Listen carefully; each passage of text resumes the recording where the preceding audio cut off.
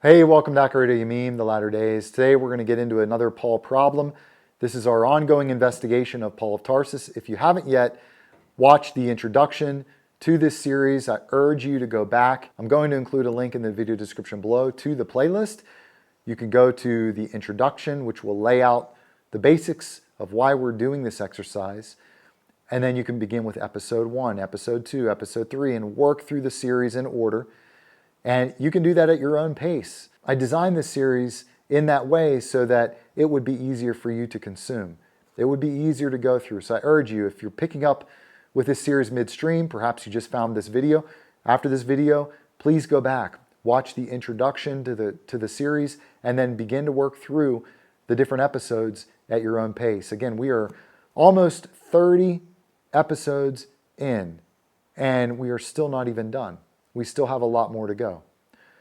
As I've said many times, if we had just one of these problems, it would be enough to fully disqualify Paul of Tarsus from being an apostle of Yeshua.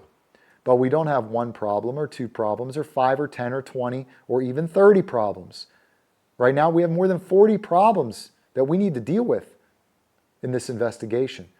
And so, in the spirit of wanting to please our Master, Revelation 2, Yeshua expects us to do this. In the spirit of wanting to please our Master, wanting to be loyal to Him and be obedient. And also in the desire to be obedient to Deuteronomy 13. The requirement, it's not optional, it's a requirement to test those who come along and claim to be prophets, apostles, teachers, dreamers of dreams, whatever they call themselves. It's our duty to test these individuals. So, with all of that said, let's jump into today's video. Today's video is going to be very, very short. We're going to take a look at just one verse. We're going to be looking at John chapter 14. And we're going to look at verse 30. John 14, verse 30. This is the core verse of focus in this particular video, but I will bring in a couple other passages just to back this up. So let's read verse 30. I'm going to start by reading the previous verse just for a little added context. Yeshua says, "And now I have told you before it comes, that when it does come to pass, you may believe." Yeshua doesn't leave us hanging out to dry. He gives us heads up because He loves us. He told us about Paul ahead of time. He warned us. Okay? "I will," verse 30, "no longer talk much with you, for the ruler of this world is coming, and he has nothing in me." So Yeshua is saying, I'm not going to be talking to you from here on out. I'm not going to be talking with you much more. For the ruler of this world is coming. He has nothing on me. Now let's look at Matthew chapter 24.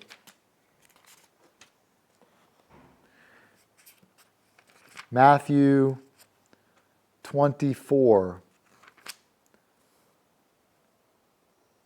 Let's look at verse 23. "Then if anyone says to you, 'Look, here is the Messiah,' or 'there,' do not believe it." Yeshua is warning us. If anyone comes along and says, "Look, he's over there," don't believe it. "For false messiahs and false prophets will rise and show great signs and wonders to deceive, if possible, even the elect. See, I have told you beforehand." Yeshua has our back. But nobody's listening to the words of Messiah. Everybody's following Paul. Nobody takes the time to read and internalize Yeshua's words. Let's continue. Verse 26.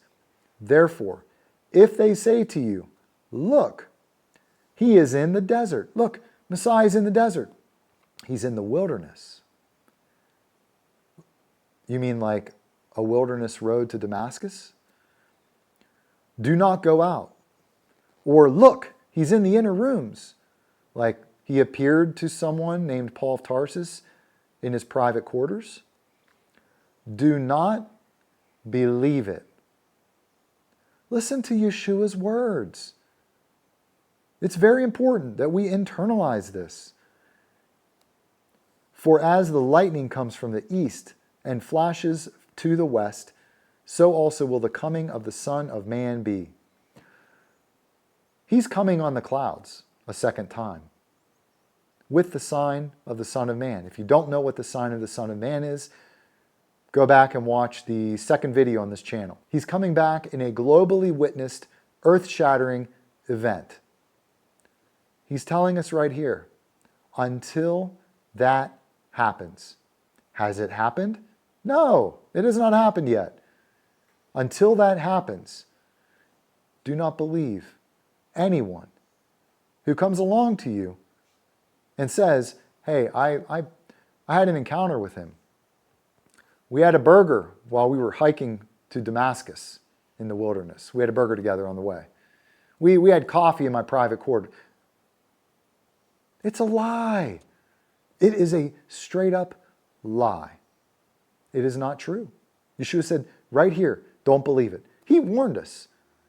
He says yet again, see, I'm telling you beforehand.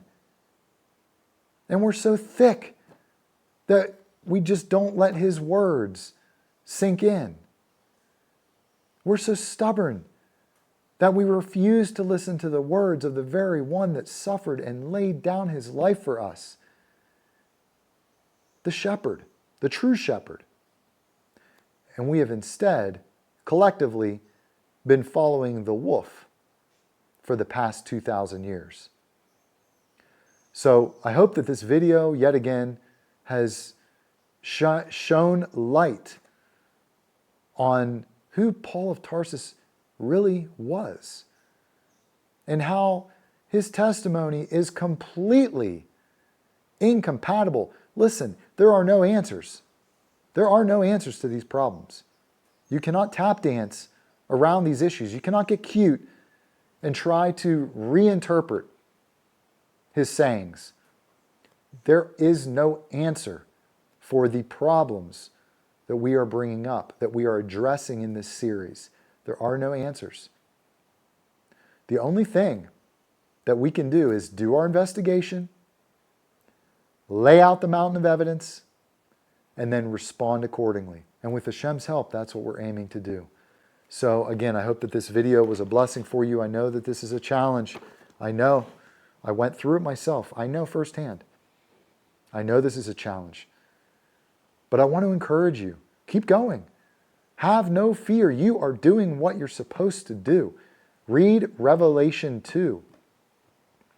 Yeshua wants us to do this investigation. Disregard anybody that comes along and tries to discredit you or discourage you from investigating those who claim to be an apostle. And as Yeshua said, are not, but are liars. Continue to press in. Continue to seek him. Time is short. Continue to search for him with all of your heart, with all of your strength, with all of your soul, while he can still be found. Until next time, shalom.